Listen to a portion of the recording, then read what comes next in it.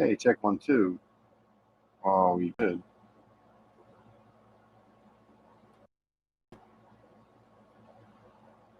All right.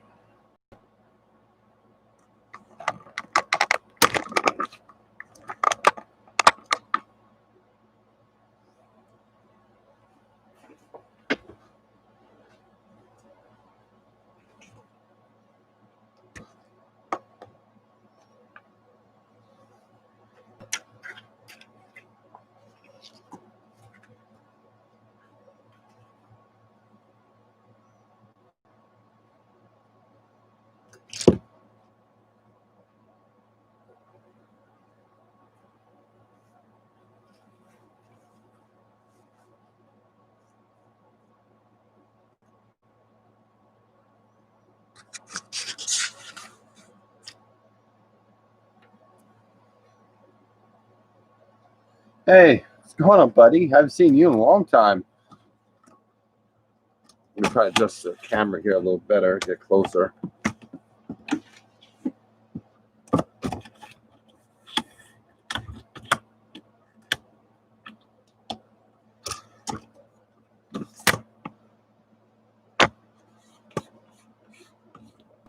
Your layout's coming along really well, man. I like the update. I didn't get a chance to watch your video yet. What's going on, Dave? Oh, we're trying to adjust the camera here a little bit. So I get a little closer here. There we go, much better. Ooh.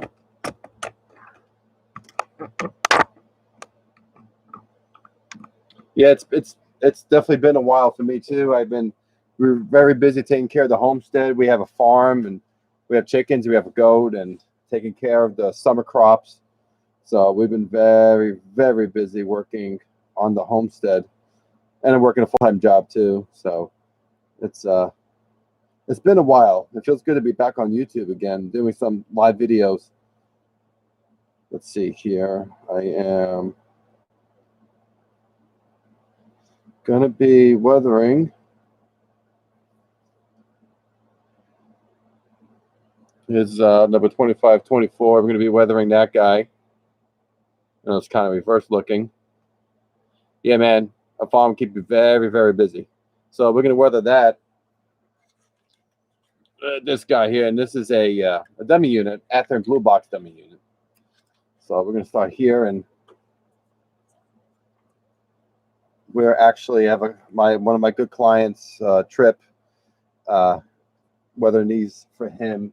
I don't know if he has a YouTube channel. I think he does collect a lot of CSX stuff, so he's definitely a collector. And I think he's going to start working on his layout. I think he said in fall, so we'll look forward to seeing his layout.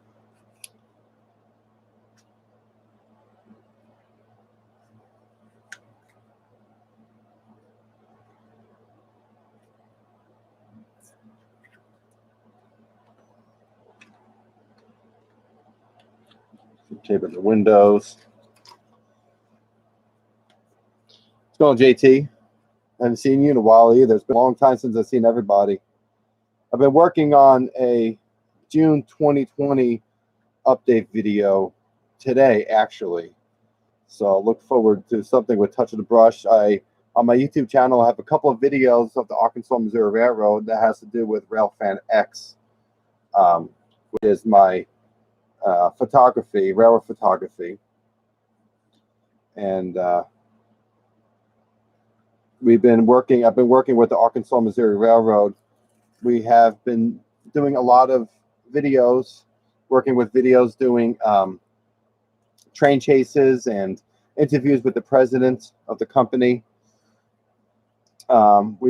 Since the COVID thing happened, we weren't able to do our National Train Day Festival, so we did a lot of videography and photography for the railroad, and to promote the museum, we went ahead and did a lot of videos for the railroad and for the museum. So it was a lot of fun doing that. So we've been busy editing and getting all that prepared, and then taking care of everything else at home here and working full time at the job, my day job. It's been a long time since able to get back to it. So I'm able to get a couple of videos up on YouTube of just my behind the scenes footage of our trains moving from Springdale up to Monette, Missouri. All right, this sucker's going to get some dull coat.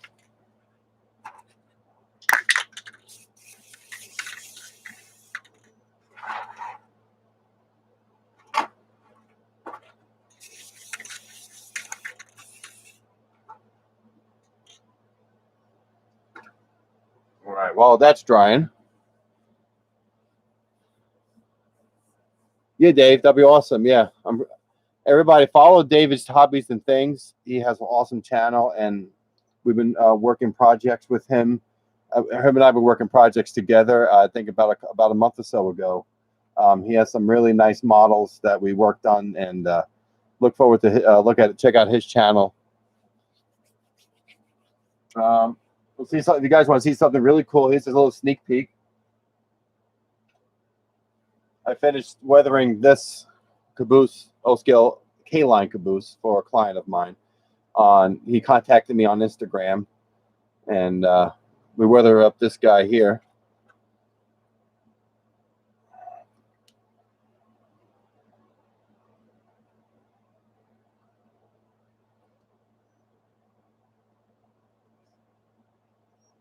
So you wanted it to look pretty filthy. So even went ahead and was able to, with some paint, show the paint chipping effect on the Union Pacific logo and numbers here. I like doing no scale because you can really put a lot more detail into the weathering.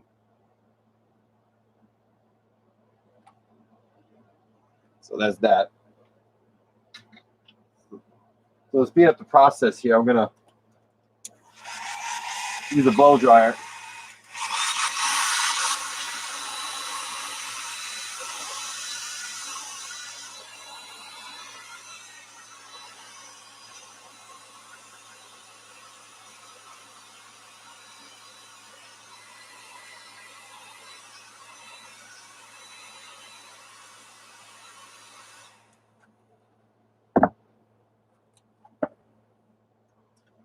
All right, this guy's ready to go.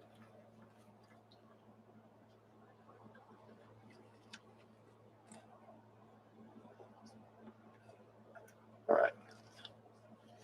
So unfortunately, I wish I could put a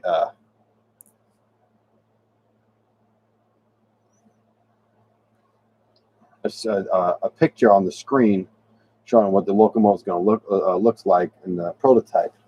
But we're going to go ahead, and the first thing that we're going to do is the wheels are going to get a nice dark coat with some brown,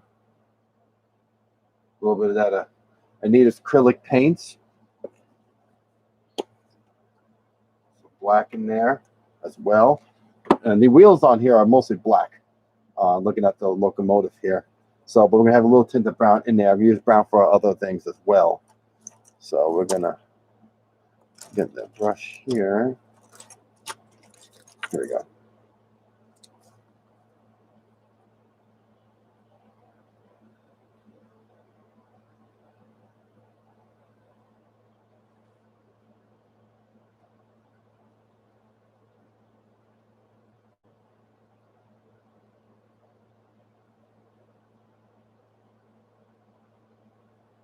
Get the color in there.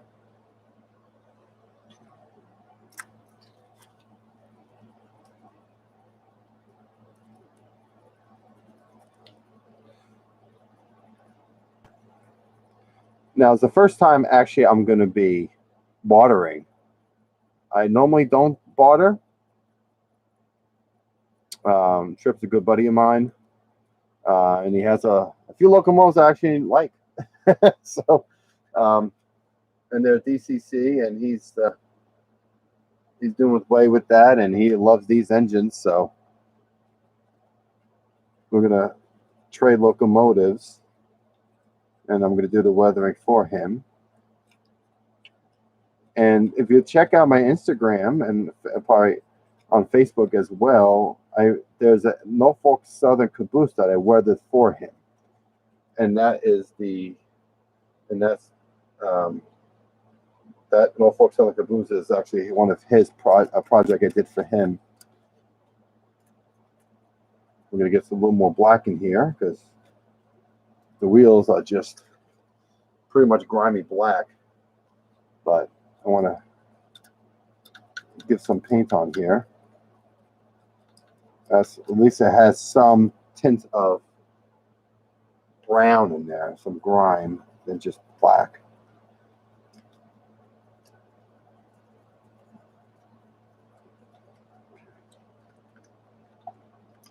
Now we're going to take some, I have some acrylics, and let's see here, we're going to take some raw umber.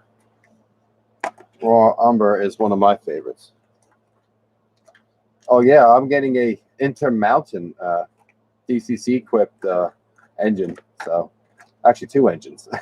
So we're making a pretty cool trade. I'm excited for it. I'm going to actually repaint one of the engines he's given me into the Southland Railroad, which I'll be modeling. And yes, I went from modeling Conrail to now modeling ex-Missouri Pacific and Union Pacific. Here's our burnt umber. We're going to take some burnt umber.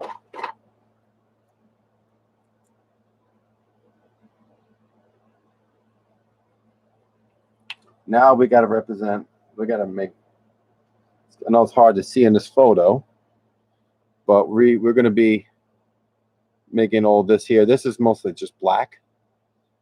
What we're going to do is going to give some paint on it, just light color of burnt umber on here. And then I'm going to basically take a lot of it off, and then we're going to go into some black powders instead.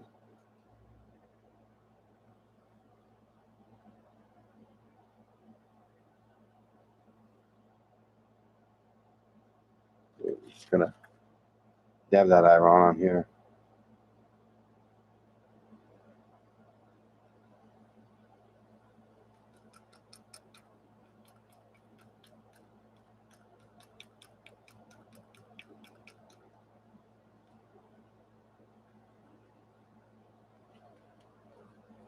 Okay. Take some of this some black that I have in here, and we're going to go, let's see here.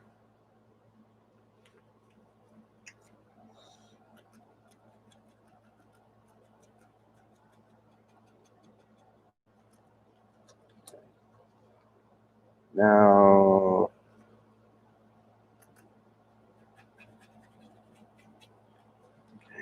I have a black pastel, which I use now. I got to order more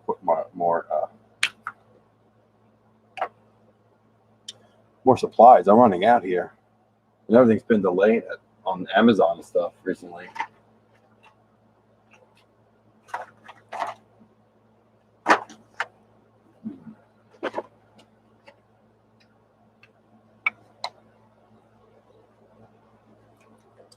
Also, for the month of July, if anybody wants a locomotive weathered, I am running a special of 2 or more locomotives weathered. One of the locomotives will be $15 off the weathering price. And I charge $50 to weather a locomotive, so it's going to be $35 instead.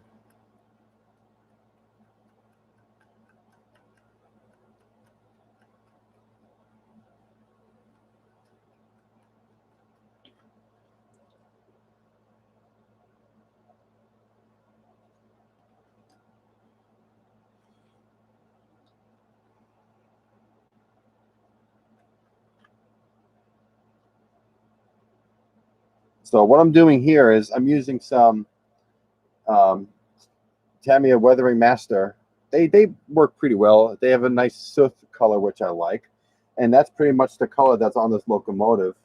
It's a soot black that's over, and it's just absolutely filthy, the locomotive. So,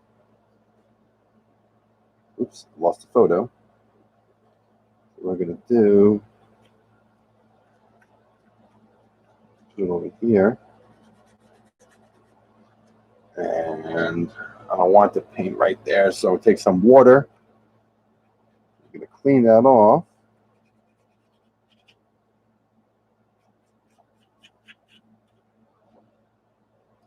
Now, this always when you get a model, it is the old blue box, so the paint is not exactly correct. If you check out that, it's hard to see, but it's pretty much a gold color. And we're gonna make this yellow stripe a goldish color. And the way to do that is very simple, actually. Paint here is one of my favorite paints. It's a gouache watercolor. It's medium yellow, and the medium yellow has a nice mustardy goldish color to it. It's always hard to open because I use it so much and I don't clean the edges of the bottle. And very simple, you take a Q-tip, stretchy old Q-tip. We're going to dab some of that paint that's on here, and we're just going to dab going across. And that would tone down that yellow just a bit. And what we'll do is we'll take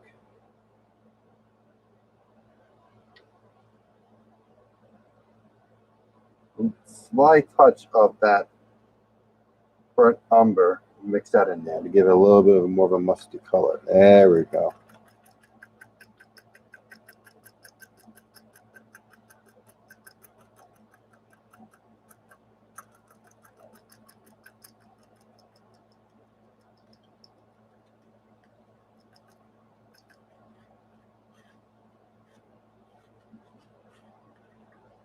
Now we just toned that down. You can see here, see how yellow that looks.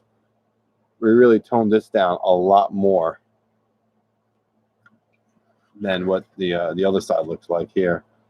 So you can see it's completely toned down already.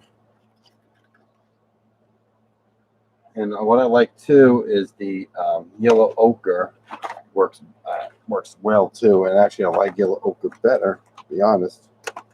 Here it is. Yellow ochre has more of a goldish color to it, and I use a lot of this yellow ochre. And actually, for a few CSX models that I've done, I actually I've done a Seaboard Coastline locomotive. You would check out my Instagram. I from literally from undecorated to paint and decaling. I completed a Seaboard Coastline locomotive.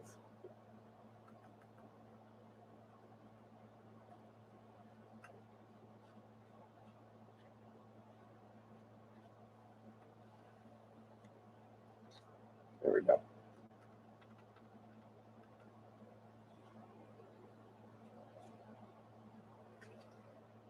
So you gotta love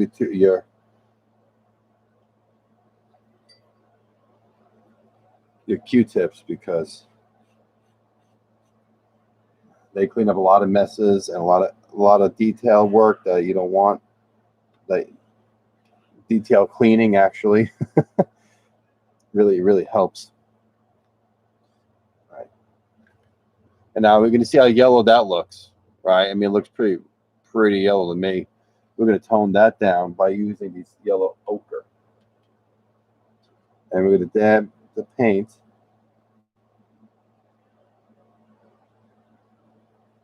on the actual model with a Q-tip.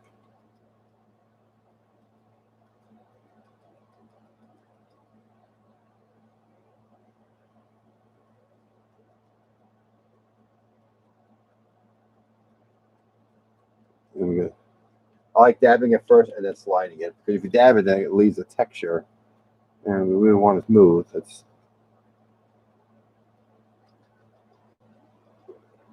So.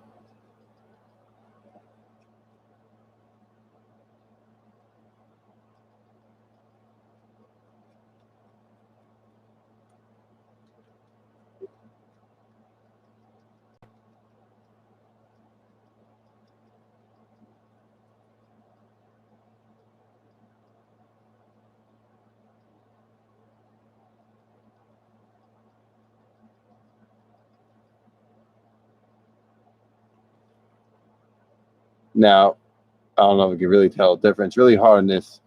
My lighting is horrible. We're working on that. I really toned this down 10 times more.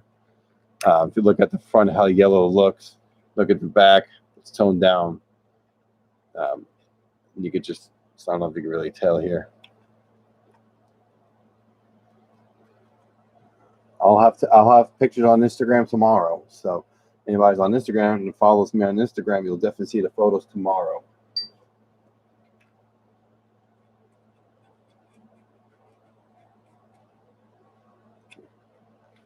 Do that, and we do the other side now.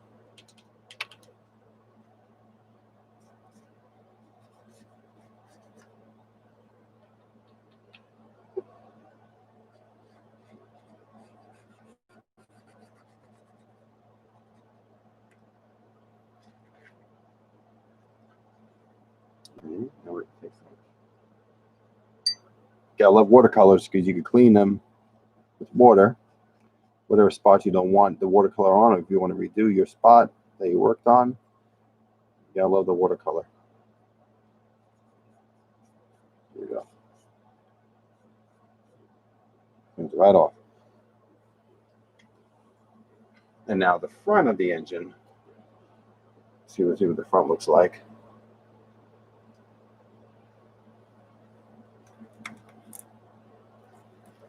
Yeah, it's just a little filthy. It's not really too bad. Let's see what we got to do here. We're gonna do what we're gonna do. I should just give it just a light coat of weathering on the front. Some powders. Oh, good trick.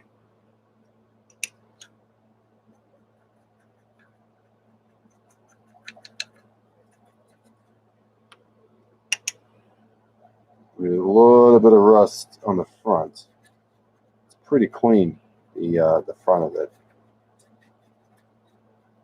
So just to tone it down a bit. Nothing really tough. Good. I'm glad you can see the difference. It's so hard to see on this camera sometimes. Not the camera, it's just my lighting.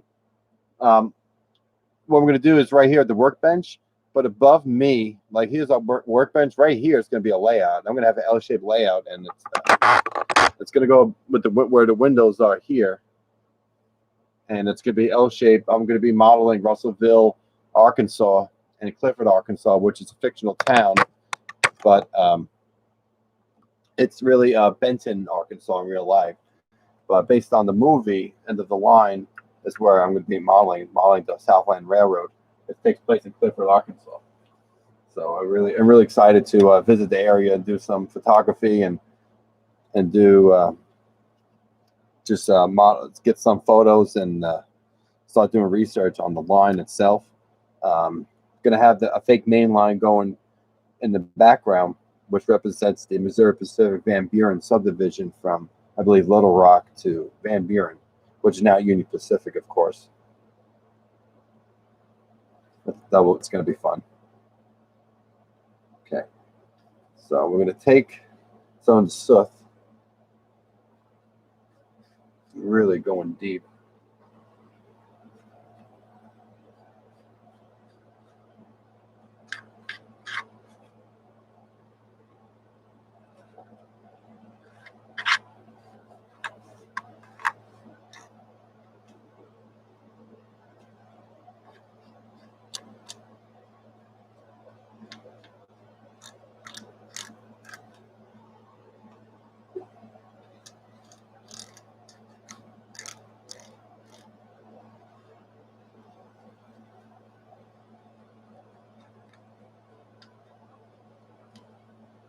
And you want it just enough, see, now we can see how clean that side is.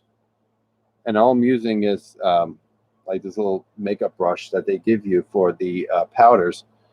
And you look at the other side, it's already weathered off. And I don't want it too weathered because I want the seaboard coastline to show.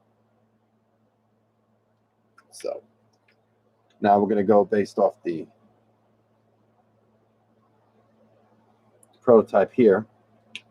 And the seaboard coastline is pretty dark with soot and black. from the stacks, just from grime. So what we're going to do is we're really going to go heavy on this side of the locomotive.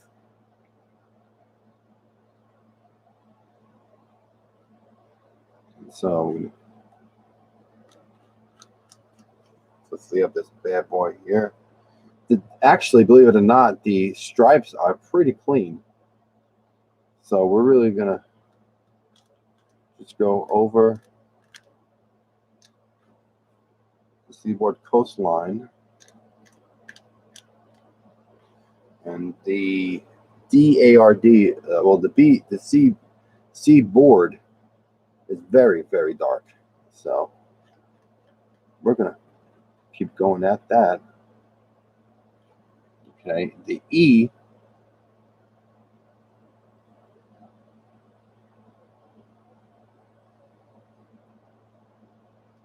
is pretty clean. The S is pretty clean. The coast is pretty filthy too. So we're going to go a little more on the coast part.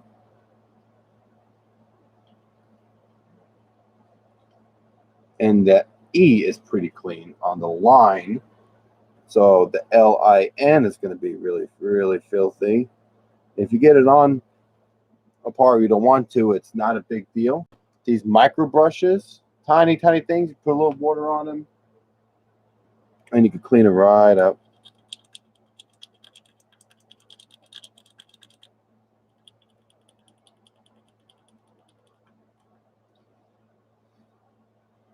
So for instance, E, top of the E is pretty good. The N is pretty good. The T is good. E up here needs a little less on here on top.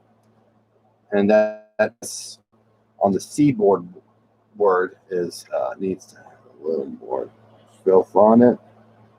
There we go. Now you go, once you got that done, then you can go to the rest of the locomotive and fill in the whole locomotive itself. I really don't use this Tamiya stuff too often, but I like it.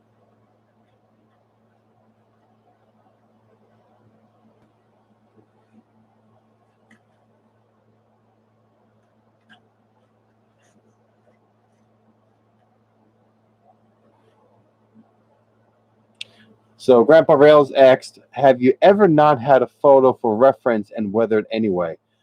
All the time. Believe it or not, all the time.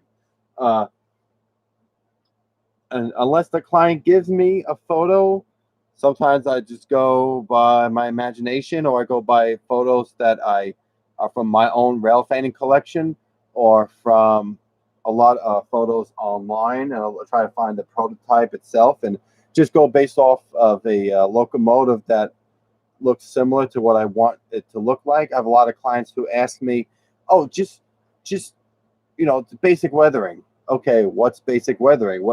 Basic weathering can mean a lot of different things, or just light weathering. Okay, so light weathering to me is just some dust on the wheels and maybe a little, just some dull coat, to get the shine off, and that's pretty much it. That's light weathering to me.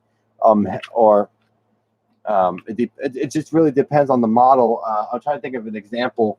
I weathered those 3-scale train river counter GEVOs, BNSF GEVOs, and the client didn't actually give me the actual number of the locomotive, but he gave me examples that he saw out on Curtis Hill in Oklahoma where he rail fan. He's like, oh, I want the engine looking like this one and this one. Okay, cool. We'll go based off of that. So the numbers may not be correct, but the locomotives look just like the ones in the pictures that he gave me. A lot of times I would model stuff, weather stuff just off imagination. If I have a Union Pacific engine that I model, which is, I think it's over here. Give me 1 second. I think I have it here. If not, it's somewhere else. I don't think I have it here. Maybe not.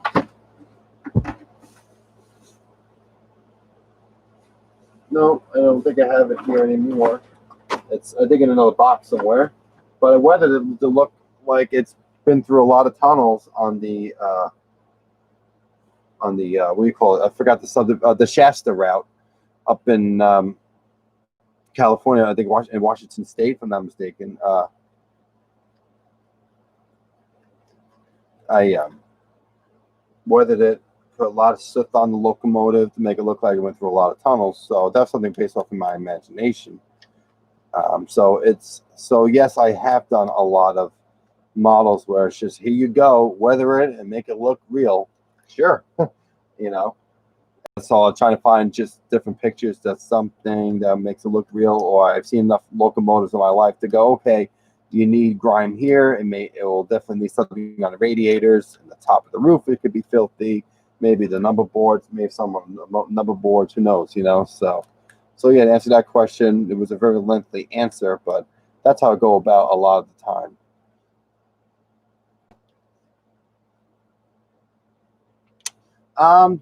This particular photo was given to me by my client.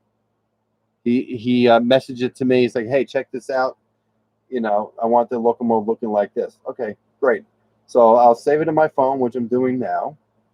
And when I save it, I go on my gallery and my downloads, and I have it right here on my phone. I place my phone right here, and I'm constantly looking at the photo and working on the locomotive.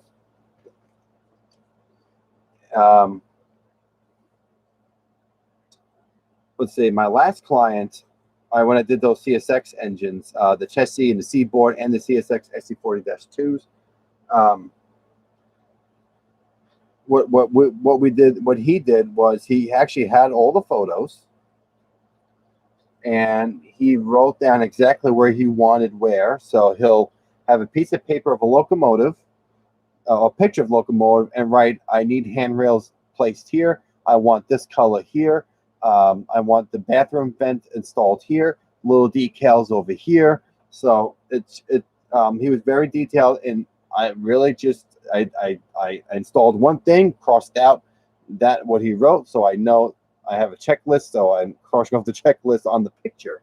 So it makes it easier for me to know what I did. That's why, you know, I mean, that project took me about 14 months to complete. I mean, I had a lot of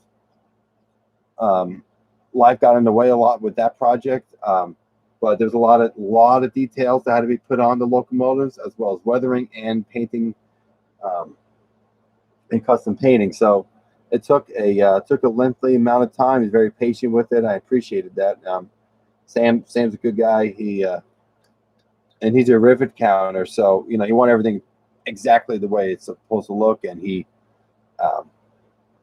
you know, I'm sending a picture. He's like, can you adjust this? Can you work on that? I mean, you know, he's paying me. He's my client, and these are his models. So anything he wants, absolutely, you know, and I'll, you know, and I would give suggestions. I would never go against any of my clients. You know, this is what I mean. If they want their Conrail engine looking purple, I'll do it. You know.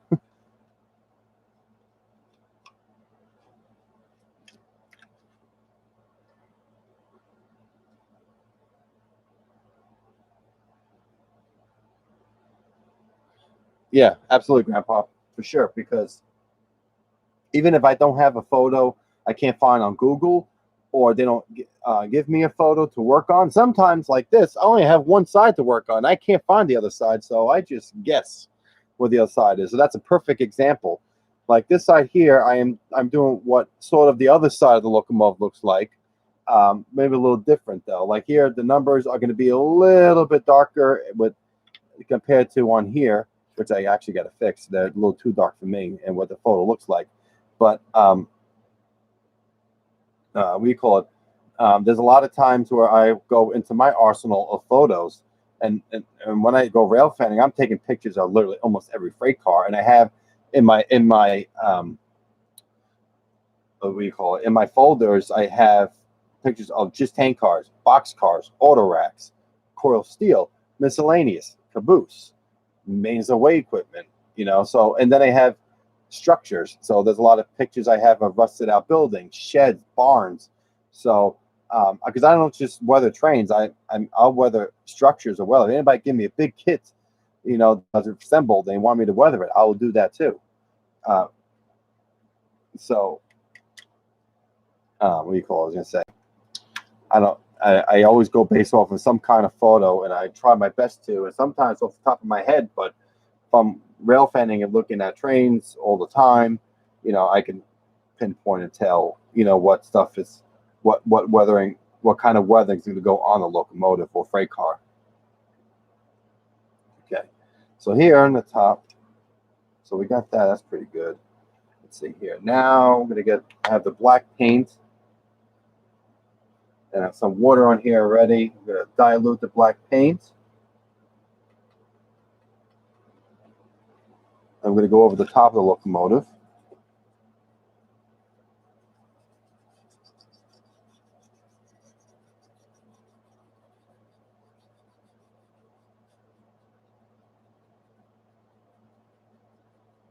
And when you dilute the black paint, one, it's just not a whole blob of regular coated paint on the locomotive.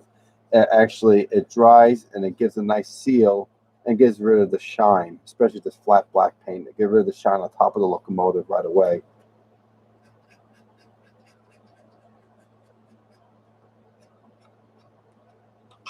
Okay. Let that dry for a second.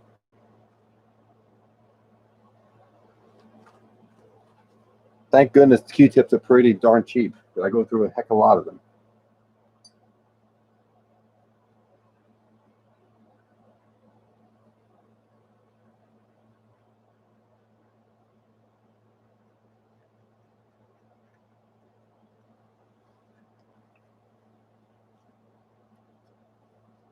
Okay, so the top of that dries. What we're going to do.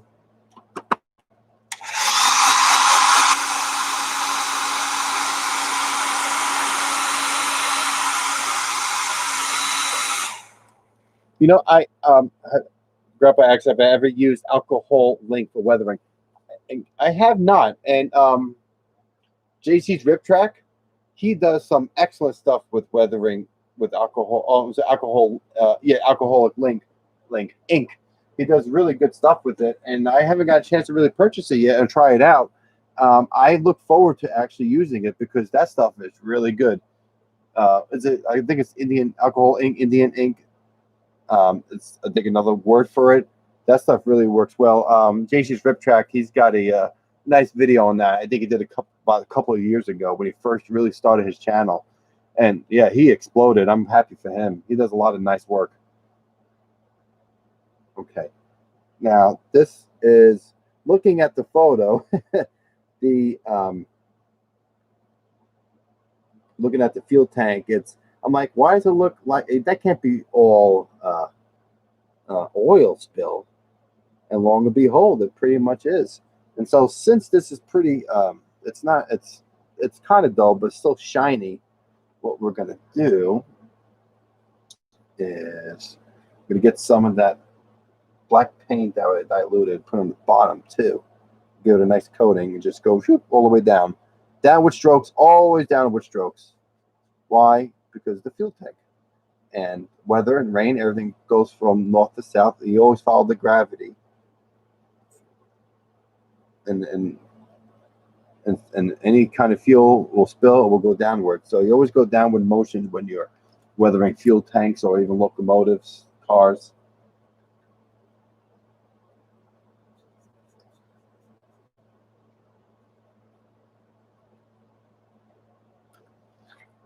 Okay, so the top here has pretty much dry. I'm going to dilute some more black paint. Actually, I'll make it a little thicker this time. I'm going to go over a second coat on top. I have a couple of videos that I'm working on editing. One is actually weathering Dave's Trains and Hobbies, his BNSF scale trains locomotive, and I think I still have footage of his river counter, Union Pacific Tier 4 GEVO, and man, that's a beautiful locomotive. I took it out of the box. I was almost in tears looking at it. It's so beautiful. I didn't want to weather it. It looks so nice.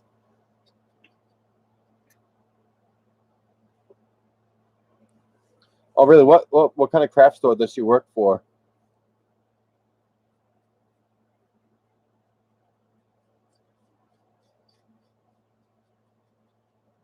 So yeah, I have those 2 videos coming. I'm hoping to do. Also with Dave's, I have a patching video how I patched his locomotive, his Santa Fe locomotive, for his railroad. So I'm going to be doing a video on that as well. And I also have a weathering video on weathering that O-scale caboose. And I had to use my older camera, so hopefully the footage came out well.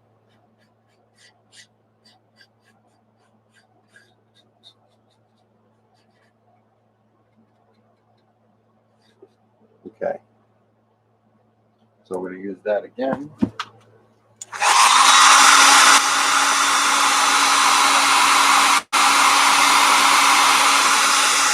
Now, I always get some kind of shimmer. I mean, but the shimmer's gone, even though it's kind of, now it's really dull on top. So that's why I like using diluted black flat paint on the top of the rooftop.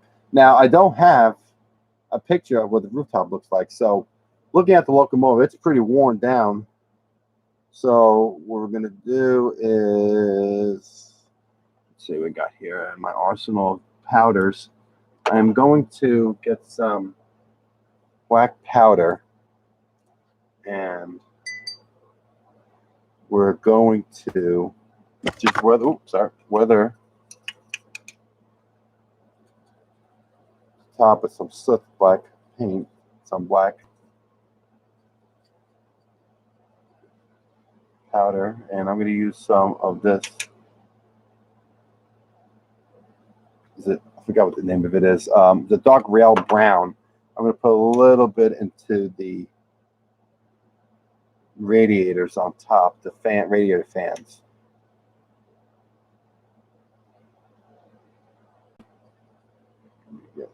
Give some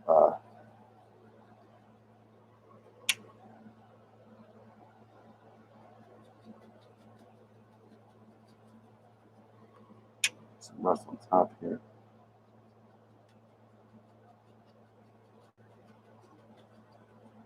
Speaking of rust and speaking of rust, I have a clinic that I did with the NMRAX, and it's actually linked.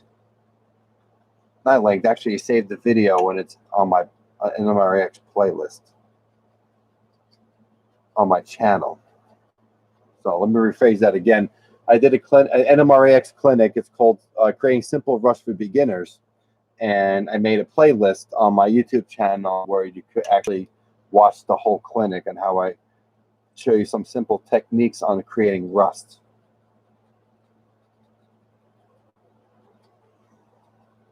Now with this dark rail brown, I'm going to just light coat on top.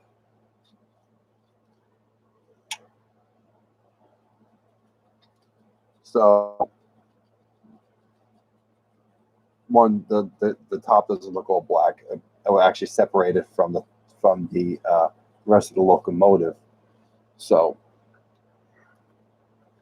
hey Gaff, what's going on, brother? Mom and Pop store that has 8 stores in Oregon, and Oregon. So, I miss going to Oregon. I was there just past August, and I miss being up in Medford, and I got to get in touch with Bruce Kelly again. I haven't talked to him in a while since all this craziness has happened. I did I performed with a country artist out there for like a week, and I was able to go up and borrow the artist's car, and then go up there and visit Bruce Kelly and check out the Rogue Valley Model Railroad Club up there. I actually brought my guitar player along, and he had a ball. He never saw anything like that in his life. He was just like a little kid. It was really cool. He's like, "So this is what you do? This is what you model?" I'm like, "Yeah." He goes, "Man, this is awesome." So yeah, we had a good time. I got to get in touch with him. I miss Oregon. We were playing out in Medford, and we went down. We stayed in Crescent City, California, on the coast. It was gorgeous out there, for sure. Yeah, Dave. But yeah, you're. Dave said looking forward to seeing the videos. Yeah, it's your models. So, that was right before my old computer crashed on me. Hopefully, I think I still have all the videos on my backup hard drive. I'm trying to look for them, and then what do you call it? I'm going to start editing one of the three that I have. Gosh, I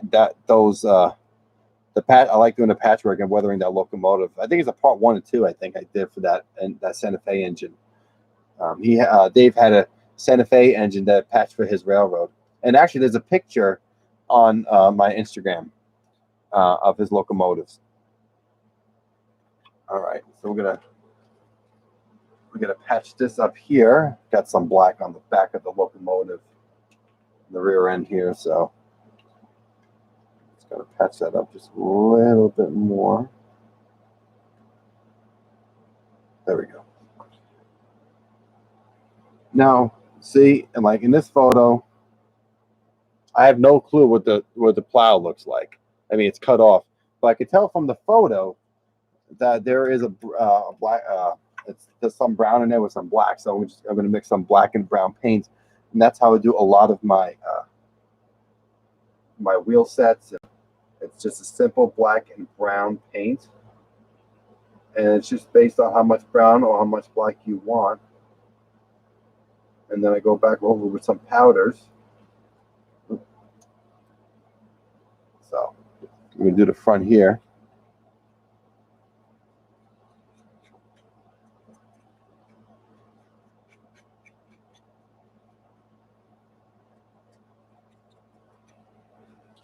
See, this is a little, maybe too brown for me, so I'm going to go back over it and add some more black to it.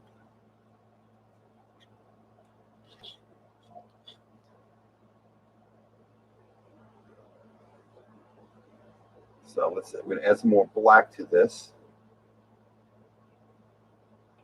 And also with the NMRA clinics, they're going to be replaying the Creating Simple Rush for Beginners on July 16th. So check out their schedule for that. I think it's going to be on YouTube. It's for their live convention. And I think that was the week that the NMRA was going to have their big show in St. Louis. So the fact that I'm doing a clinic for the NMRA, and I was going to go to the St. Louis show originally, but heck, I'm doing NMRA clinics now. So I'm very, very, very honored to be doing that for sure. Definitely a milestone for me and for my Touch of the Brush business. What the heck is on there? There we go. These edge brushes are excellent. Now it's probably hard to see the edge on here. We can see the flat edge, and you can really get into these small little crevices in the locomotive. What I did was I added a little more black to that brown and black mixture, so now it looks a lot better. I don't know if the plow is even in the. Let's see. What we're going to do is add a little more black here. There we go. We're going to do the back.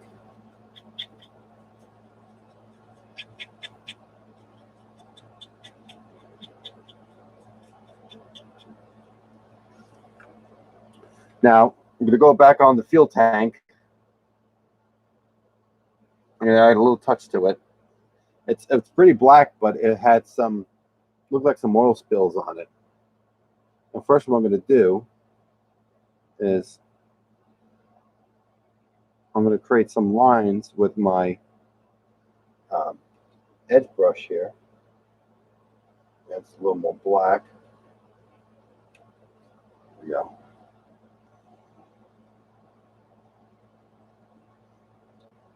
And when you add these lines, the goal is not to see the brown lines that I'm creating. And I don't know if it's so hard to see here.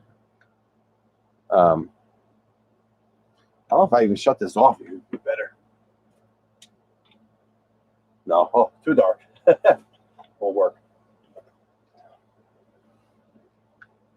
But on here, when you make the lines going downward, well, you're not going to look at the brown lines you're making. You can look at the spots you missed. The spots you missed are your fuel tank spillage, and it's leaking, and that's how you create that effect.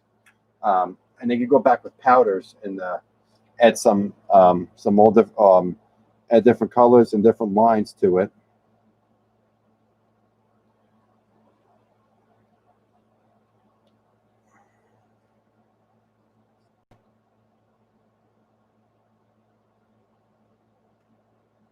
Make sure you get inside the fuel tank too, because there is a lot of dirt and grime inside there.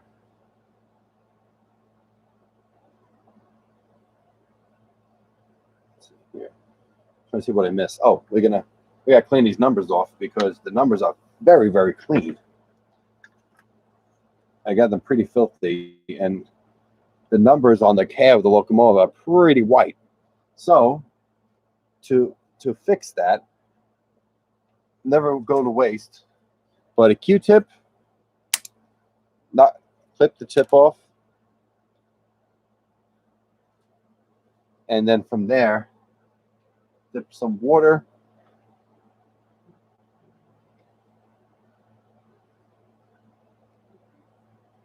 and just clean the numbers off.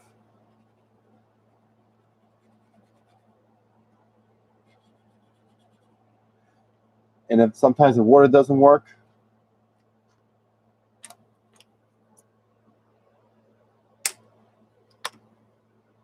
sometimes you gotta go a little stronger with some rubbing alcohol. So we're gonna go in here.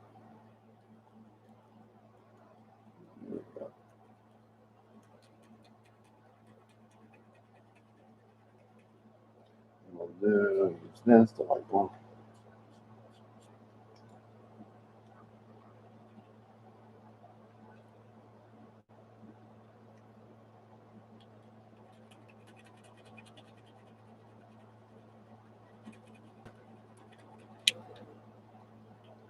Boom. There we go. And those numbers are pretty clean compared to that side. See the difference here? Now we got some clean numbers off. So we'll do the same thing with this one, with this side of the locomotive.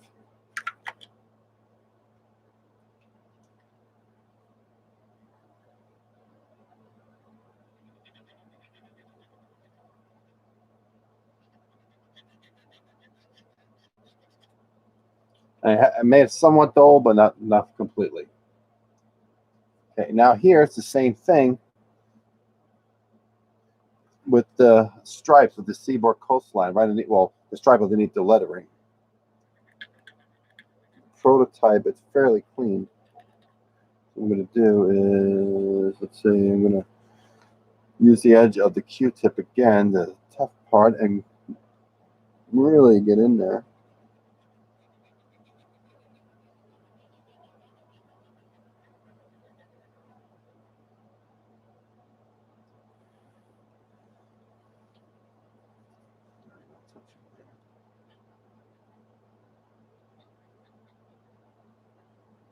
And I need to clean this black spot off a little bit here. Use some rubbing alcohol.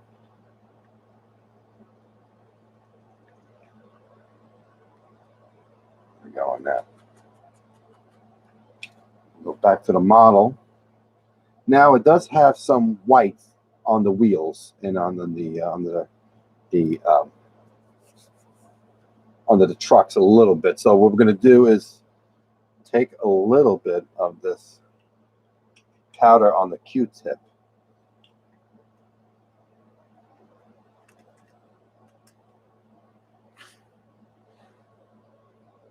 On the bottom here, just a little bit.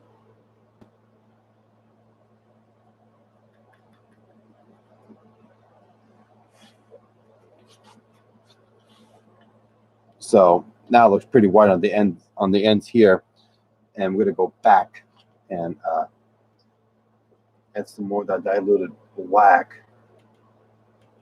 I want to Really want to get in there.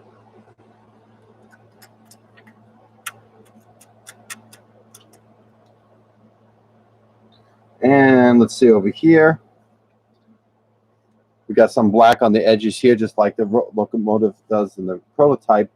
Difference is there's actually some rust in there. So we're going to go to the rust powders and use Q-tips. I'm a huge Q-tip fan. Works for me. I love him.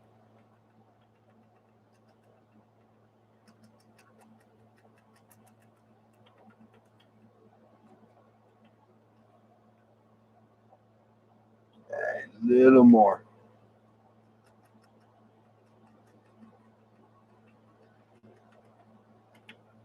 And then I'm going to go back with that black soot powder. And that was pretty black over there.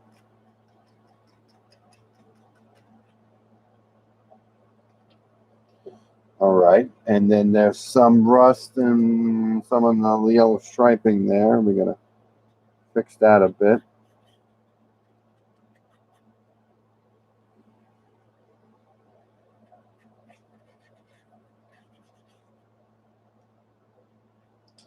Okay. Go on.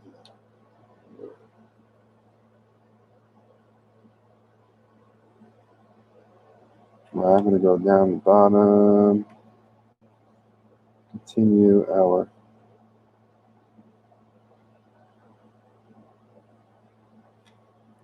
rust on the tank. There we go. Now we got some rust on the end of the bottom stripe here.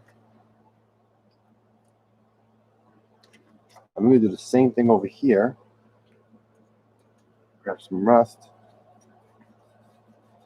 along the edges here. Grab some rust from the Tamiya.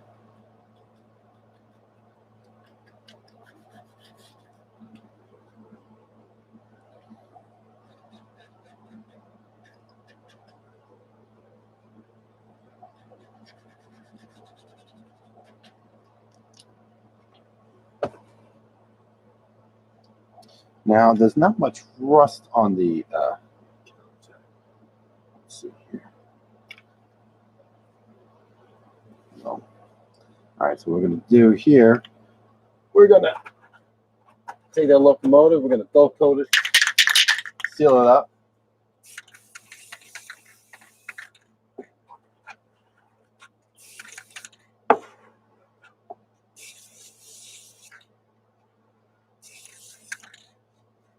Let that baby dry. We have a family line system, X family lines locomotive. That's now CSX, and he also gave me a photo for that engine too. And I gotta find it here in his photos. Ooh, that's an interesting. So that's the photo there.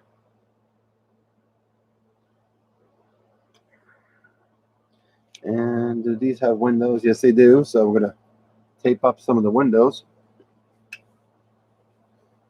And very, very simple. Get my tape.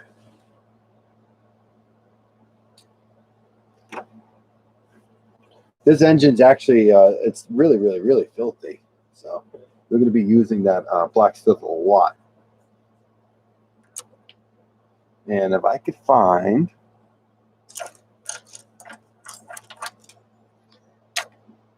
my little knife that I have. I hate when I lose things. Here it is. And usually I tape up the windows and the headlights.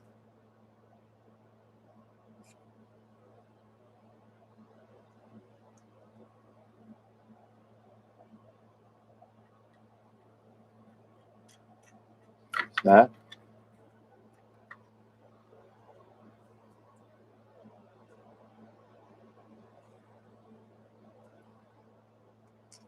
It's pretty boring doing this right here. And what we're working on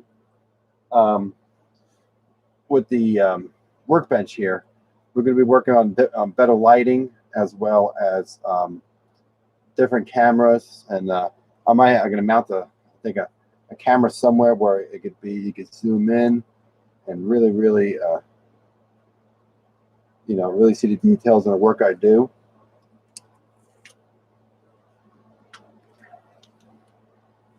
Basically going to be overhauling everything over here, remodeling. We do a lot of remodeling we still need to do. It's gonna look nice. We're gonna stain all the shelving and the layout wood. It's nice, like a cherry color. I like Ken Patterson, what he uses for his color for his wood. That stain is absolutely breathtakingly gorgeous. So definitely do that. All right. So for this engine, we're gonna spray it again. Almost. I'm gonna get that prepared since that's pretty much dry now. We're gonna spray this engine down.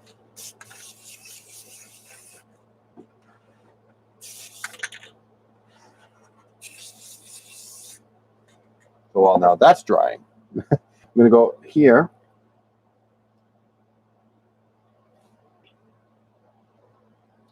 And we're going to get some of that black paint that's slightly diluted here and some water. And we're going to go over the radiators and vents. Give them some depth. There we go. Want to give it some.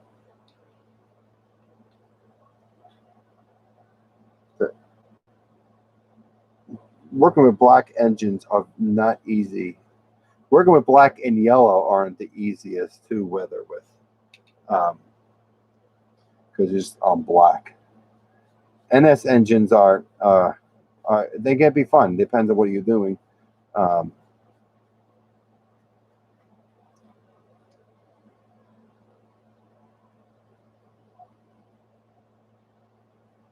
Like I really like working with little folks other engines, SC60s and SC70s, because a lot of them now have a lot of rust on the rooftops and all that.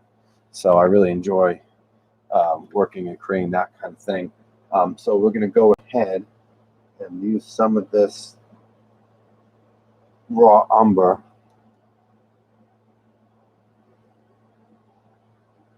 And I'm going to go ahead and give it some coat, some more umber on top of the locomotive.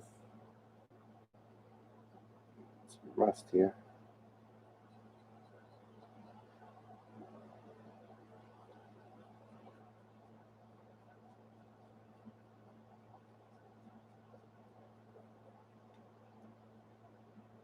Because actually in that photo, there's a lot of rust on the top of the engine.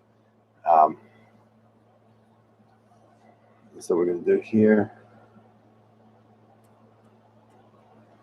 Put some of that raw umber on the wheel sets. Just give it some slight variation from the black that's on here.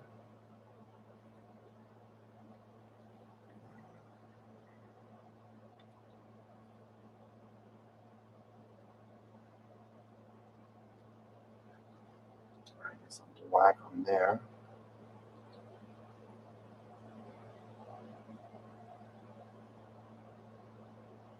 And lightly with my edge brush, I'm going downward on the fuel tank, just the edges, to represent some fuel spillage.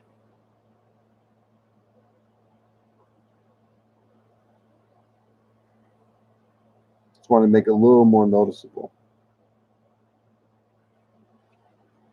And that paint will dry pretty flat.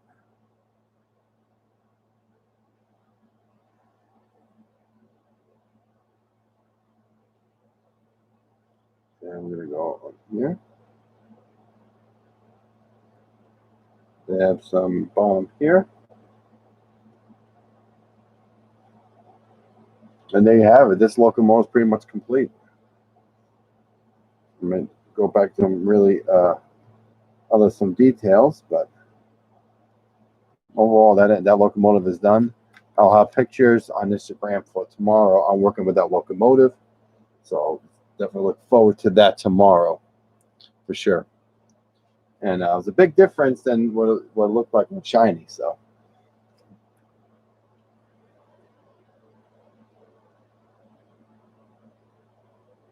let's see here. I think we're good there.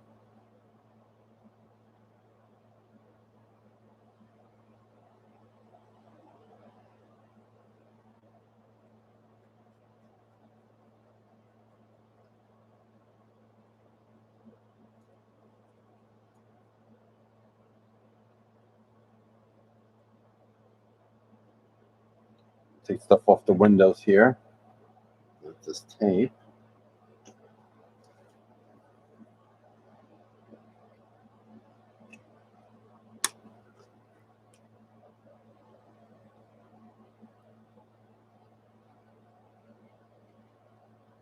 So before we wrap this up, does anybody have any questions who's out there still watching?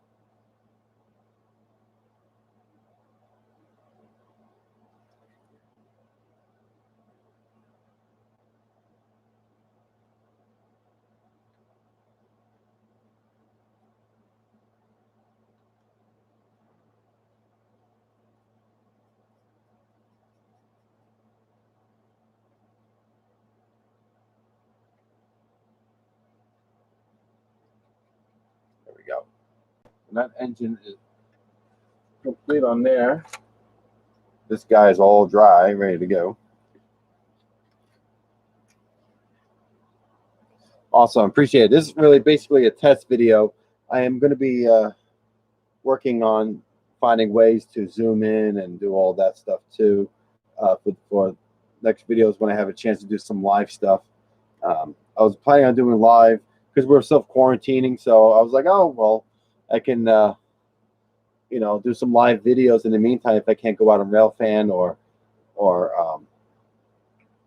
do stuff around just all other stuff with model railroad and go to do layout tours and go and visit museums and stuff. I could do live videos, you know, weathering stuff, doing scenery work, but then life really got in the way of doing that. And life, you know, that's what happens. But I was able, this is the first time I'm able to do something live in a long time. So I really appreciate it. Thanks, Dave, for watching. Everybody for watching. SC78 fan, and it's good seeing you again, buddy. I know it's been a minute since we've done anything live, but also there's a few people on here that has watched me carve the rocks out. I did a carving how-to for a few folks here, and I want to show this very quickly. All that carving we did a few videos back. That was the last live video I did. I went ahead and completed it for the NMRA clinic, and here is the carved rocks out of foam that we did, and there's the and here's the creek bed with rocks that are realistic rocks, and some are foam as well that was diluted with paint, and this is all foam, the foam that we did together. This is what the foam looks like just in primer color before it's painted. It's pretty. It's all white and it's all carved out. And let's see here. Thank you, guys. Appreciate it. And that's the diluted. I'm trying to find the right angle here for everybody because it's a little dark. This is the diluted stone gray and black paint and some tan brown for highlights in the rocks to make them look realistic. Let's see here. Try to get up close. There we go. Yeah, it's kind of hard to see. And this is I'm going to be doing a how-to video on showing how to create these trees from scratch. These are polyfiber trees that I made, and they're so simple. Polyfiber, you can get, that's the stuff that's made in stuffed animals and pillows, and it's like $4 for a big bag of it. I think I actually pay more for shipping than for the bag itself. And there's enough in there that you can make mountains and mountains of trees. and it's very, very simple technique. I'll show you guys. It's super, super simple and very inexpensive. I think I spend, let's say, $4 for that, for can, for 3 times 4, 12, 13. I think I spent about $30, $40. I would say $50 complete with if you're getting like the Scenic Express leaf foliage, the realistic leaf foliage, and ground cover, or if you're doing different colors, and the spray paint and the spray adhesive and the polyfiber. I think everything comes out to $50, and you have enough to make background trees or trees for dioramas, or for just to fill in a nice thick forest. $50 will get you a long, long way. So I would gladly do a video to show everybody how easy it is to make these kind of trees. And then obviously mix in between, you have your super trees, and super trees are always great to have it in the foreground. That's when you when you have your realistic trees in the very front. These are good for background trees and for forced perspective too, for these polyfiber trees. That's the best thing to use it for.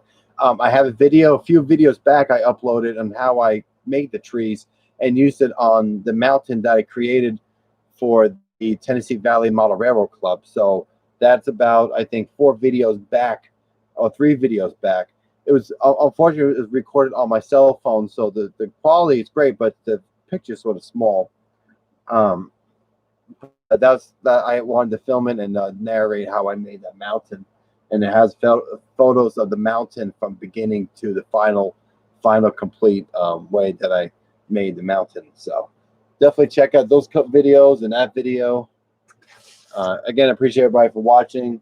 Thank you so much for everything. This is Joe G with Touch of the Brush, and yes, I'm right here. Hi, Joe G with Touch of the Brush Model Weathering. You guys have a good night, and I will see you guys soon, and look forward to those NMRAX clinics. And also, just a side note with that, I'm working out details on doing a NMRA roundtable with scenery and structures. So there'll be 2 of us at the roundtable, help mentor a lot of model railroaders out there who have questions, and I'm really looking forward to doing something like that. So big thumbs up. It'd be really cool. Grandpa Rails, take care, buddy. You're absolutely welcome. David's Hobbies and Things. Thanks, David. We'll be in touch next week to get started on your freight cars. I'm excited to weather. Those are going to be fun. And SC70 Ace fan and Gaffa, thank you guys for watching. You guys take care. Have a good night.